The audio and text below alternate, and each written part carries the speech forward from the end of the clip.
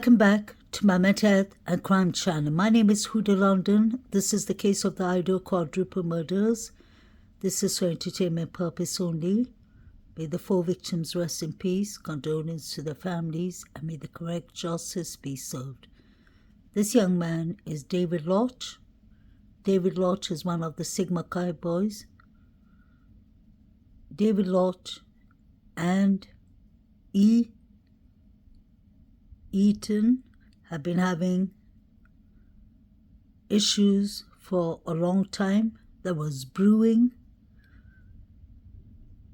It was actually the two Davids. This is David Lott. To start with, he's sitting outside. You can see he's sitting on a leather sofa, but don't let that fool you all. That leather sofa belongs to 1122 Kings Road. I don't think the girls are aware that he's actually sitting behind the house. I don't know when he took this picture. Did he take it the day of the unlivings? Did he take it another day? But this picture is clearly him sitting behind the girls' yard. These two young men are from Sigma Chi too. The one on the left is David Berichoa, I believe, David B. He's best friends with David Lott. They both had beef with Eaton. And David on the left, David B., was the tutor of E that was mentioned on the 4chan. Wanted to touch a bit on that. This young man on the left had a lot of fantasies with death. Although he was studying physics and science and all, he was quite intelligent in what he does, but he's really hooked up in the dark side, if you get what I mean. Trigger warning, this is one of the pictures he had on his TikTok. So you can clearly see it's him on the left. So I won't be surprised if the two Davids were involved, like the 4chan says. What is interesting too is that a lot of Venmos were being sent around between 2 to 3 a.m. at night, the day of the murders. You can see Saeed S. paid David Berachua, and then Saeed charged Jackson Gustavell, and then Saeed paid David Barucha. Is that codes that they're talking in? Or are they trying to say that whatever they were supposed to do is done? Saeed is the same man that was watching the crime scene pictures. Let's not forget. And the night of the murders, unlivings, the quadruple, Saeed was outside on the BANDFIELD. We know that he was stopped by the police. You can see him here with the alcohol beverages. He said he came from a party and he pointed out towards Taylor Avenue, towards that side. There was a lot going on that night. I don't understand why they say it was a quiet night. Why was Saeed sending Venmos to David Berachua and to Jason Gustavell, who was sending him Venmos? Then we have the other Jack Caravaggio, who was sending Eaton some Venmos, and then around the timing of the unlivings, Jack K was sending his sister, and his sister was sending him back. There was a lot of Venmos, a lot of cash apps going around. I don't know if these people were having a fight club, allegedly. There's a lot of rumors and speculations going on that. I don't know what exactly was going on, but a lot of Venmos was actually being sent around. Look at Saeed's eyes. Is he here to distract the police, I wonder, so that they don't ask too many questions to the 3 young men who came from the crime scene? The 3 young men that were stopped for alcohol offense. Could that be possible? Those three men did not even know where they were coming from. And I'm sure they came from 1122 Kings Road. They said, Matthew, Matt. And they asked, who's Matt? And he said, he lives somewhere there. And he pointed towards Taylor Avenue on that side. What was going on that night? This is one of the pictures Saeed was watching at the BANDFIELD. For me, it looks like somebody's standing and there are three people sitting downstairs and the person standing is looking down and talking to them or something. Those two figures, one of them looks like Quincy, the one with the red jacket. You can only see the back side of the person. There are two people actually. The one on the left is wearing a red jacket and a six-pants cap, I believe, or just a normal cap. Then you have the one on the right that is more like a figure. This is what Saeed is watching. You have him watching this too, like I showed you before. The above picture, trigger warning, looks like somebody sitting on a bed. And Kaylee was found in the position sitting. That's what her mother said. It looks like actually, the might look like you can see a hand. Even somebody sitting there, you can see a hand.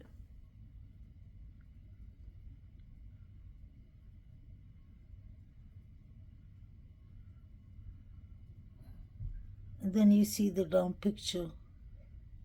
Somebody who looks like Dylan. Is it a woman?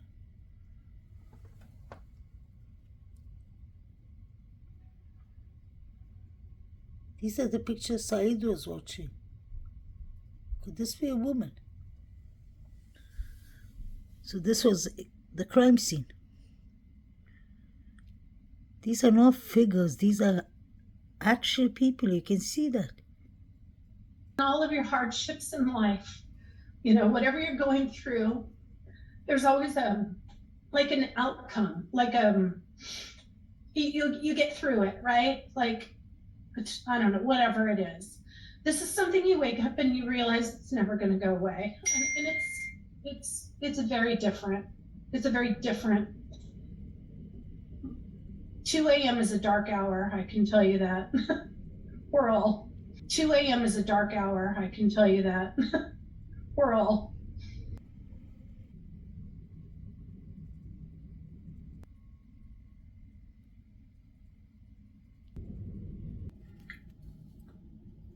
Welcome back, Mental Health and Crime Channel. My name is Huda London. Please like, share, subscribe. I hope everyone's having a wonderful Monday. And I wish you all a blessed week. This is the case of the Idaho Moscow quadruple murders. Like I told you all, I've started the case from the beginning. This is some articles I found, or not articles, things that were put up on social media in the beginning. This has to do with the Frat boys. This is very interesting, but this is for entertainment purpose only. I'm not accusing anyone of any crime, but it's worth taking a look at it. I find this to be very, very interesting. This came from the, what was it? Fortune, I believe. Okay. Bro, you can see Kings Road house from David S.X.'s room. Once the third floor lights turned off, they did it. 90 minutes total, walked included. Talked about the shit at Bishop Kelly and S.X. Lodge, that's David Lodge, and Eaton got into a fight that night. Xana allegedly talking shit. May she rest in peace. I'm sorry about the language, I just have to read it.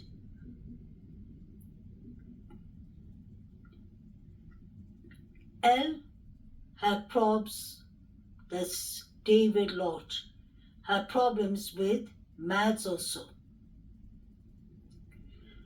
This shit has been brewing since fall rush last year.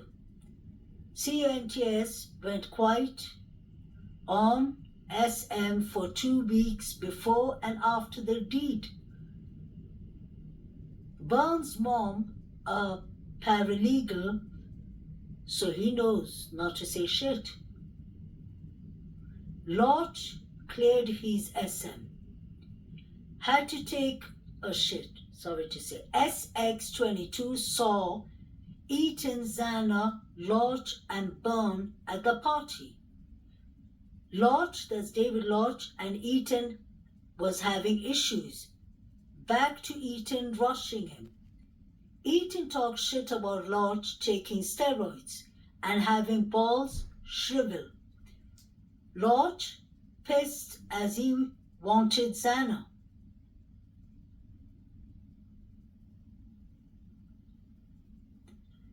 Lodge, had to take shit. SX22 saw Eaton. Eaton and Zana. Lodge and Barry at the party. Lodge and Eaton have had issues back to Eaton rushing him. Eaton talked shit about Lodge taking steroids and having his balls shrivel. Lodge, that's David Lodge, pissed as he wanted Zana for dumb-ass youngins like Eaton. Tutors are assigned for the freshmen. Barry blew it with Eaton. Eaton, a second-year fresher, Barry also self-conscious about his spick blood and talks empty shit. Barry and Lodge talked about this shit in general for a while. They talked about leaving their cell phones behind and on YouTube, putting it to autoplay, no pings, no guns, true loud. Area dead early Sunday morning. So this was what they were allegedly planning. Barry even calls out shit media. Media saying TITTIS, you know what it means. Titties was not the target. That shit is false. TITT blah blah. Bad luck. Targets were Zana, Eaton, Zana, and Mads. Mads talked shit about David Lodge. She never acknowledged Barry. Mads right about that one. He's a CUNT. David Lodge should have also taken out Barry. WKF and Dirty South, Lodge and E hated each other. Barry got a bid because our house GPS sucked and the NC was on asses. Barry is schizophrenia. Dirty South and E should not be more opposite. Mads did talk shit about Dirty. Dirty is Dirty South Lodge. David also pissed. She was Rogaine Jack, his girlfriend. So that is Jake, I guess, boyfriend. Or did they mean Jack? Had to charge no plug. Mads was also the target. Tilly is not a target at all. Bad luck, well-known fact. High probabilities, some brothers are aware. Ample opportunities and will play the grieving boyfriend. Barry actually talked about this shit in detail in the past. We ear electrician gloves, put on baggy clothes after and walk away. BTW, Barry's dad works for a professional cleaning company. That shit was disposed of in Garden City over the Thanksgiving holiday. So I need to take your time to read it. So basically, this is interesting. So E and Dirty South Lodge, that's David Lodge, have a history. They've been beefing for a long time, I guess, because E apparently rushed David Lodge. Must have beaten the crap out of him. So these people seem to be having beef in the Sigma Chi. he was having problems already with the two Davids. Barry's known to be schizo, wrong word to use, schizophrenia, and they said that Dirty South and he could not be more opposite. Mads did talk shit about Dirty South and he didn't like that. And she was Jack Rogan's girlfriend, or Jake actually. His girlfriend, and he'd play the grieving boyfriend, which he did. According to them, Kaylee wasn't a target. Bad luck, well-known fact. They were upset that the media mentioned Kaylee. And I showed you the picture of David Barry watching deceased people.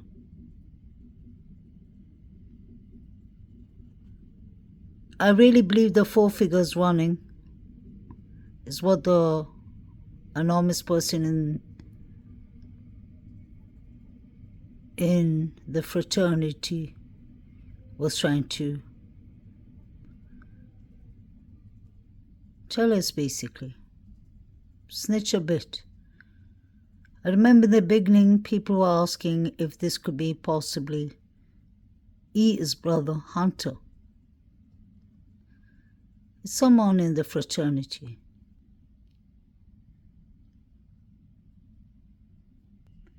I think this fight in the Sigma Chi fraternity that night escalated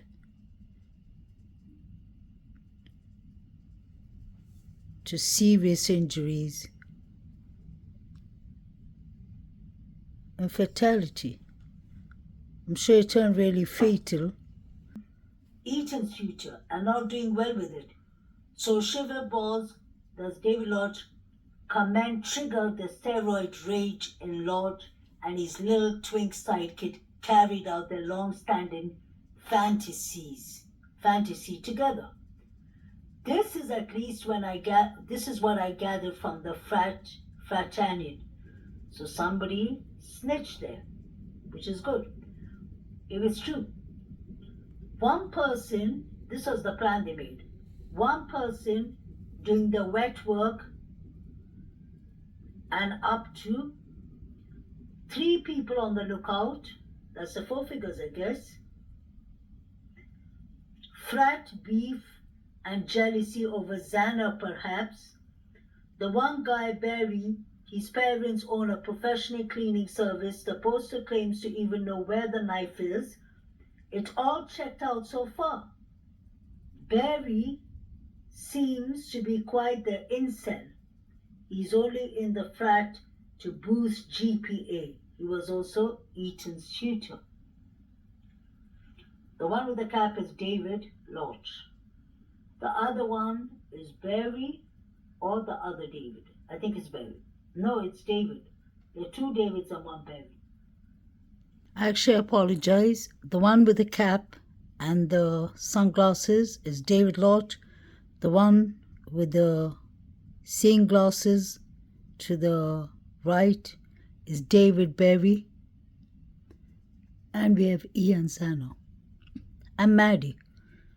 So the 3 downstairs are the victims, and they were there, the targets that they were talking about. According to them, Kaylee shouldn't have been there at all. I've always said that the Sigma Chi fraternity boys have a lot of answering to do.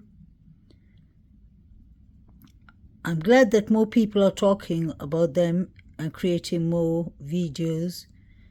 There's no more research to do about them. I've done each and every research I can. I have like over maybe 7-8 clips of the 4chan, the BANDFIELD, and the grub truck. So 6-7 of each, if not more. And that's how much I've been analyzing these clips for the last year. And every time I look into them, there's so much more to find. There's so much you see in the grub truck that doesn't make sense. And my intention is to just expose what I see, because this is not right. These students deserve, these 4 victims deserve their justice. I've never said that I don't believe Brian Christopher Koberger did not do this crime. I'm saying that either he's innocent, but most likely I believe he's involved somehow. I won't be surprised if the guy called Dave, who called T-Rev, I won't be surprised if he was Brian, or if that was the idea Brian was talking about, that the fraternity boys, they could have rented him. I really believe that these unlivings were done more than one person, separate timings, because something happened to E and Xana between 2 to 2:20, I believe. They were unlived. And I believe they were targeted outside.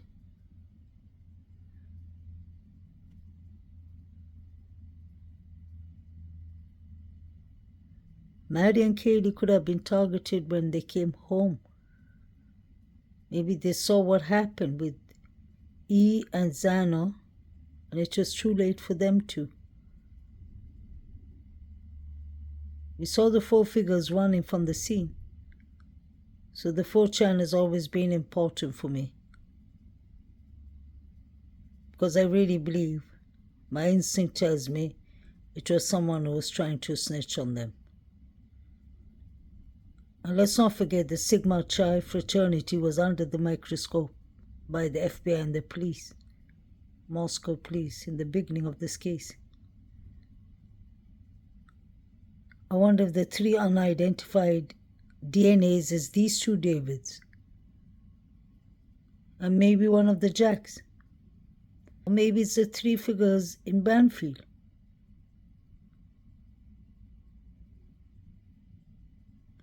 The reason I believe that BK is involved and he didn't do it alone is partly because of the knife sheet. Although it's such DNA, what was BK doing in that area to start with?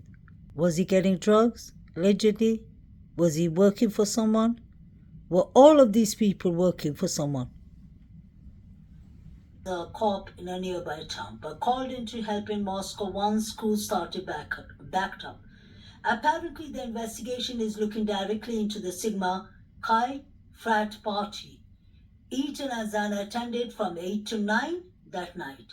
He did not have any updates on their timeline after they left between 9 to 1:45. Very important. I always said it was about Eaton and Xana's timeline. So they did not have any update on there. After they left at 9 to 1:45. But did say it looked like the investigation is honing in on 2 suspects from the party that night, and an update should publicly name them by the end of the week. Never happened.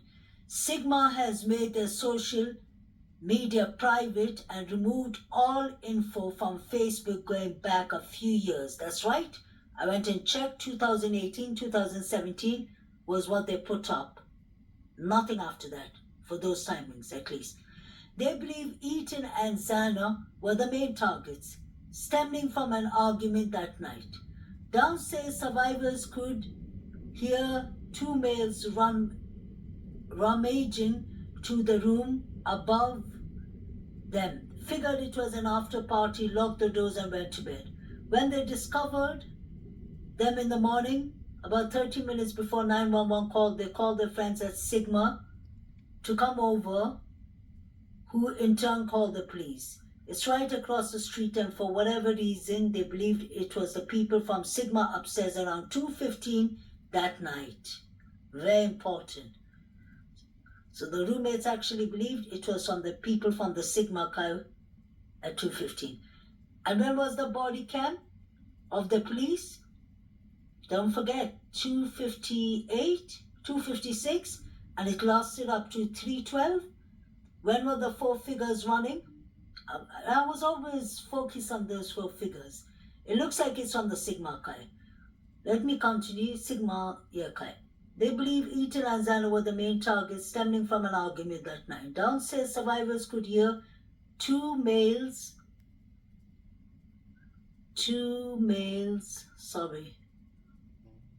rummaging to the room above them. Figured it was after party, locked the doors and went to bed. When they discovered them in the morning, about 30 minutes before the 911 call, they called their friends at Sigma to come over, who in turn called the police. Imagine that, after, in case they did it allegedly. It's right across the street, and for whatever reason, they believed it was the people from the Sigma upstairs around 2:15 that night. Back door was left open. That was sad. One dead in bed, the other blocking the room door with their body. So that is either Eaton or Zana. One was dead in bed and one was blocking the room door with their body. Look at how they knew. Because all this I'm reading to you is 1 week after the murders. Police just updated the Facebook to reiterate they are not looking into the activities of that night. Only the murders, which to me suggests something is very wrong. Something went on. Fight, drugs, etc. and spilled into anger later that night and got them killed. Also, they didn't want to release the profile they created as it would cause undue fear in the community, the Greek life. Can you believe that? Looks to be in the case, never relax around. Look at bigger zoom. So, okay, these are, oh yeah, looks to be the case, never relax around. Right, seated or bigger zoomers. Okay. So dirty, South Lodge did it, and Rogan Jack was in on it, and Titties was the wrong place at the wrong time.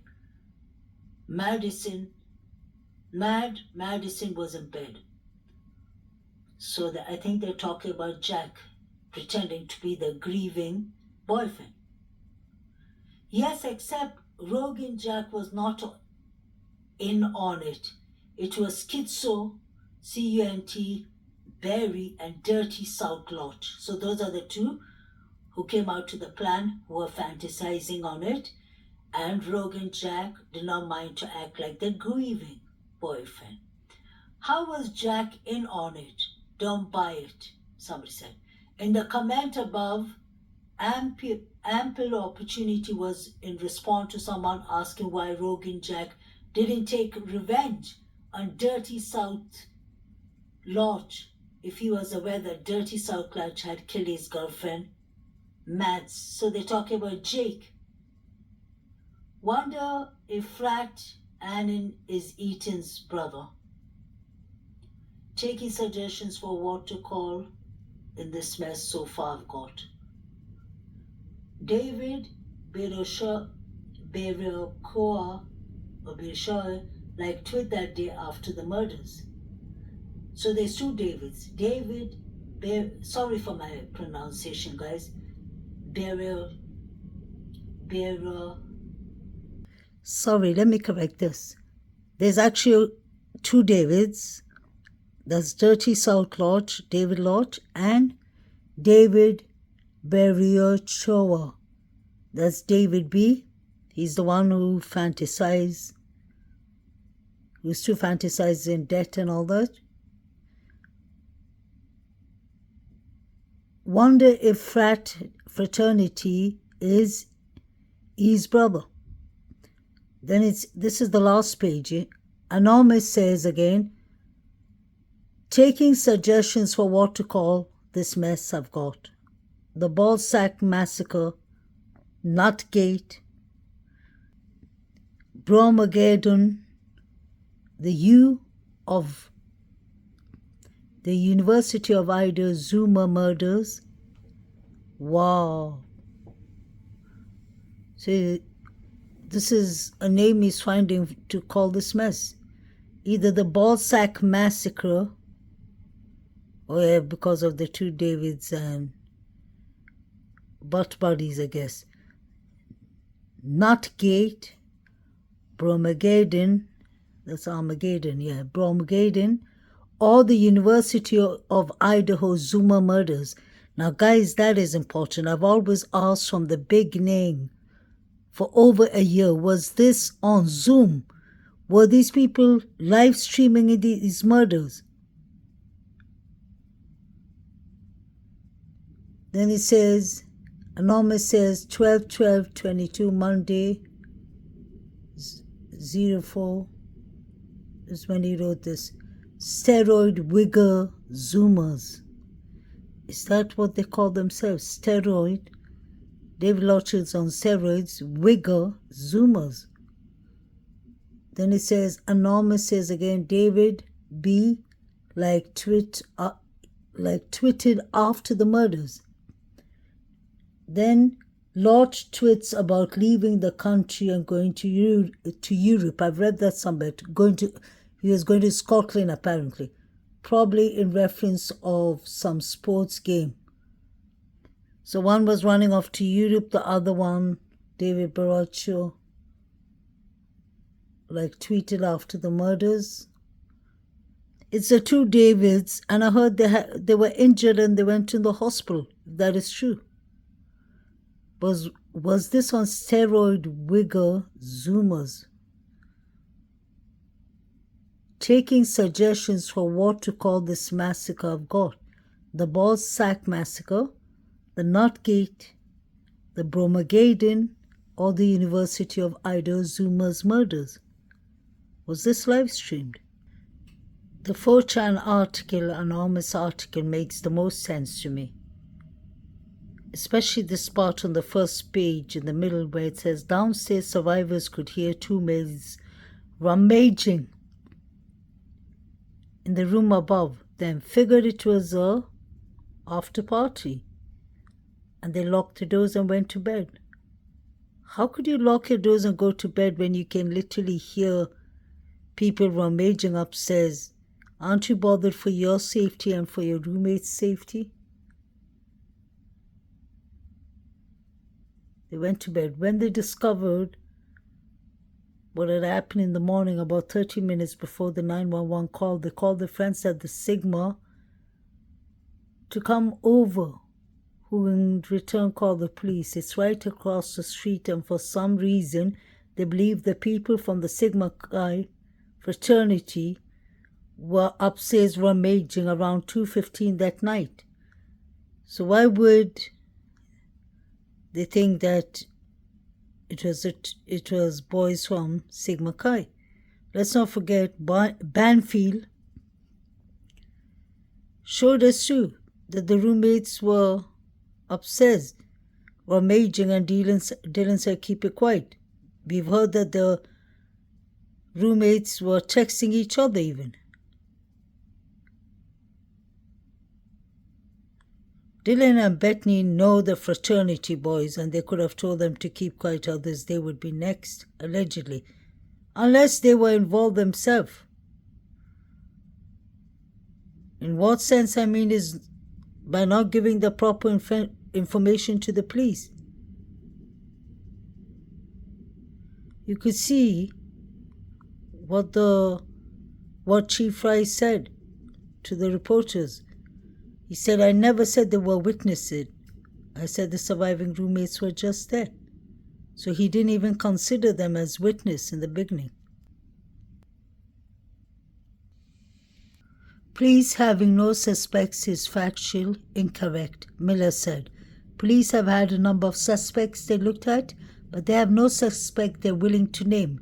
You don't name them unless you have a purpose for that. That's not unusual. The victims, Kaylee, Maddie, Zana, and E, were found stabbed on the second and third floor and shared the campus home on the November 13th. This was something that happened Right after the quadruple murders, we received a report of a man who reportedly chased two women on Blaine Street in Moscow around 5:15 Monday. I called Moscow Police Department and they confirmed that it happened. That's a reporter, John Webb.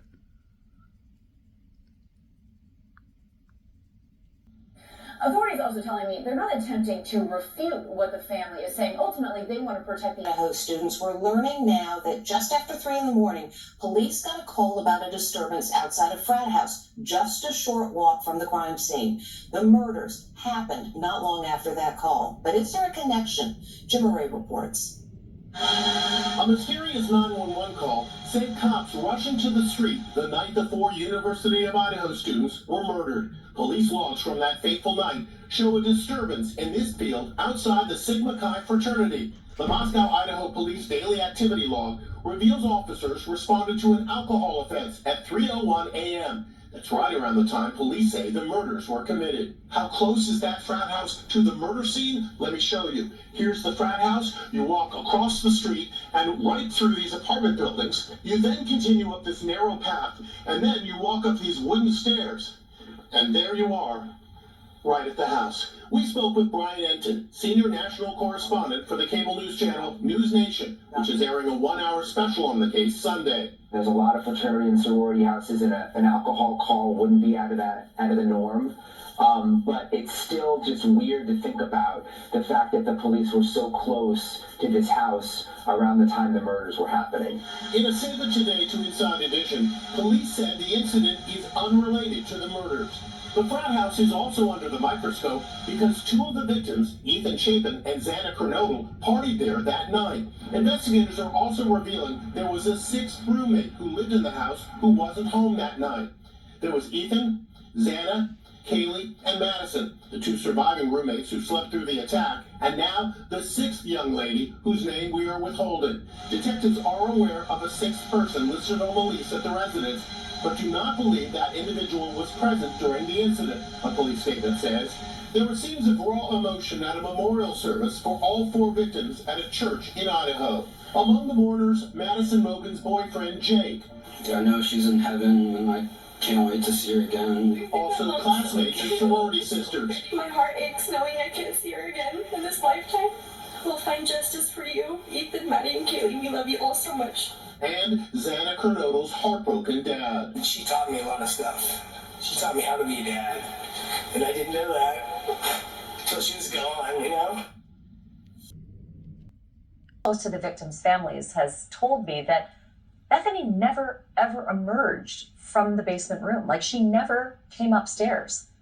She left the home and was outside in the chaos in the front of the house, but never did go to that second floor, never did see the carnage of the bodies. She was the only one living in the basement at that point. Dill Elno now was on the second floor, had the room across from the kitchen, opened the door, peeked out and saw who she says looked like Brian Koberger with bushy eyebrows, saw that male all clad in black with a black mask walking out. Thank you for watching. So Dylan said she saw Brian Koberger, allegedly, with a black mask and bushy eyebrows, but Bethany Funk didn't